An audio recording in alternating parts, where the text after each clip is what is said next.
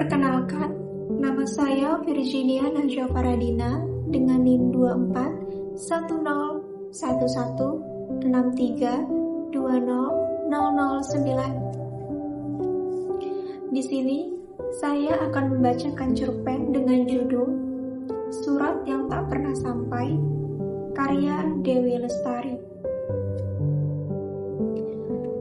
Suratmu itu tidak pernah terkirim, karena sebenarnya kamu hanya ingin berbicara kepada dirimu sendiri. Kamu ingin berdiskusi dengan angin, dengan wangi 11 tangkai sedap malam yang kamu beli dari tukang bunga berwajah memelas, dengan nyamuk-nyamuk yang cari makan, dengan malam, dengan detik jam, tentang dia. Dia yang tidak pernah kamu mengerti. Dia racun yang membunuhmu perlahan. Dia yang kamu rekam dan kamu cipta. Sebelah darimu menginginkan agar dia datang, membencimu hingga muak. Dia mendekati gila, menertawakan segala kebodohannya. Kehilafannya untuk sampai jatuh hati kepadamu menyesalkan magis yang hadir naluriah setiap kali kalian berjumpa. Akan kamu kirimkan lagi tiket bioskop, bon restoran, semua tulisannya dari mulai nota sebaris sampai doa berbait-bait.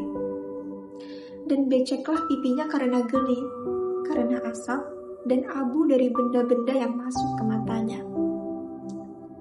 Semoga dia pergi dan tak pernah menoleh lagi. Hidupnya pasti akan lebih mudah.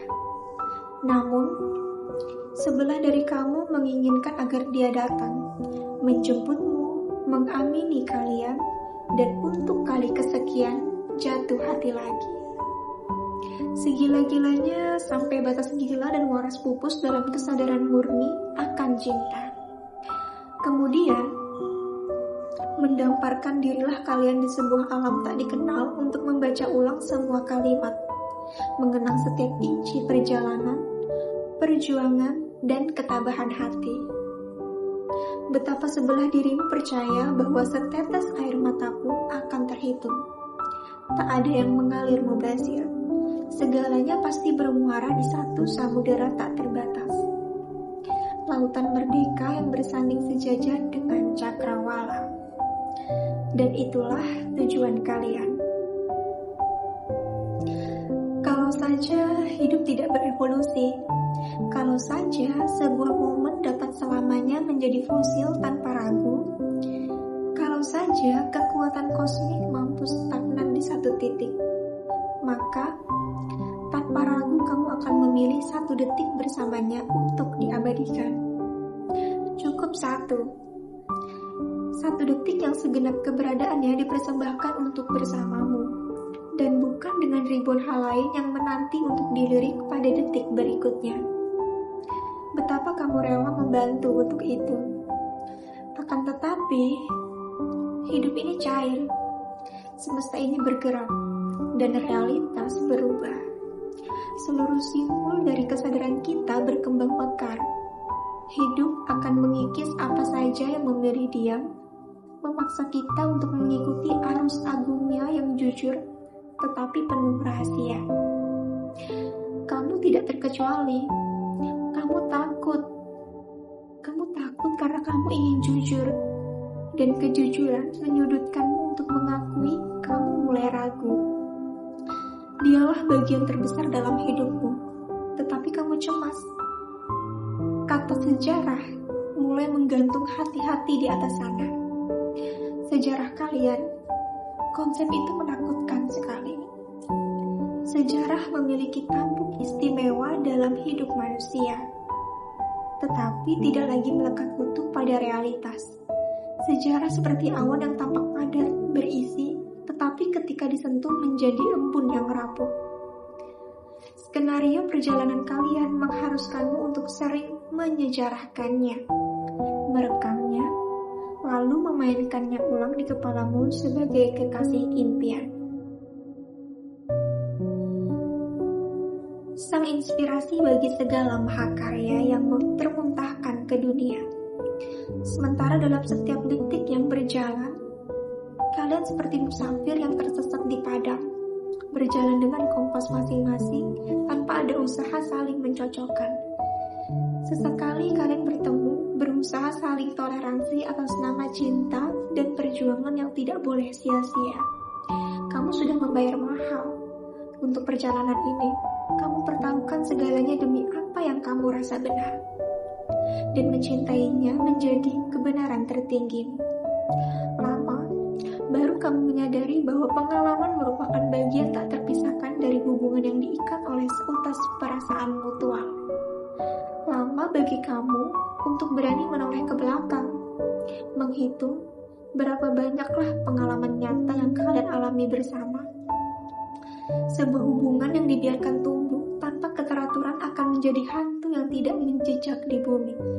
Dan alasan cinta yang tadinya diagungkan bisa berubah menjadi utang moral, investasi waktu, perasaan, serta perdagangan kalkulatif antara dua pihak. Cinta butuh dipelihara, bahwa dia dalam sepak terjangnya yang serba mengejutkan.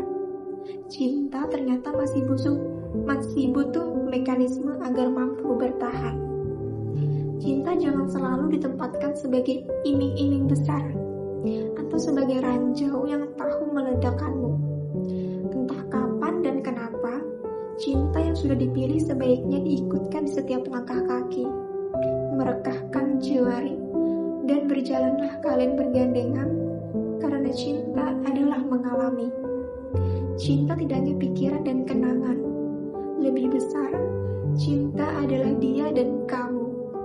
Interaksi perkembangan dua manusia yang terpantau agar tetap harmonis.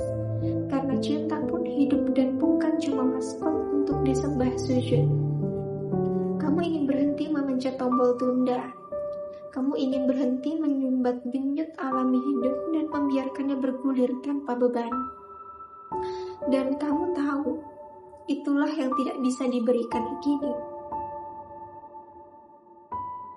Hingga akhirnya, di meja itu kamu dikelilingi tulisan tangan yang tersisa. Kamu baru sadar betapa tidak adilnya ini semua.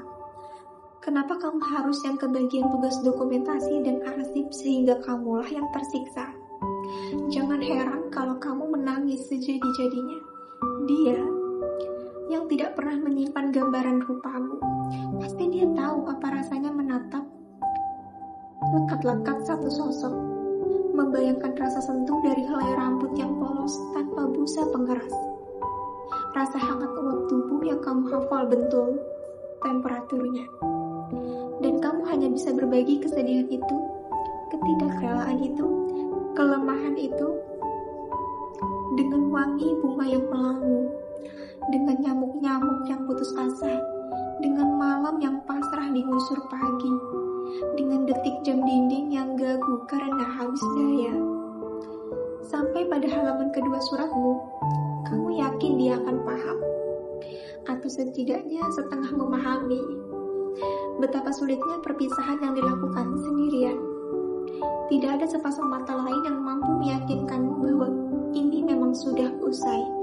Tidak ada kata, peluk, cium, atau langkah kaki beranjak pergi yang mampu menjadi penanda dramatis bahwa sebuah akhir telah diputuskan bersama.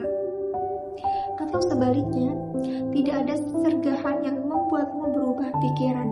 Tidak ada kata jangan yang mungkin apabila diucapkan dan ditindakkan dengan tepat akan membuatmu menghambur kembali dan tak mau pergi lagi. Pada akhirnya, kamu pun tersadar, itulah perpisahan paling sepi yang kamu alami.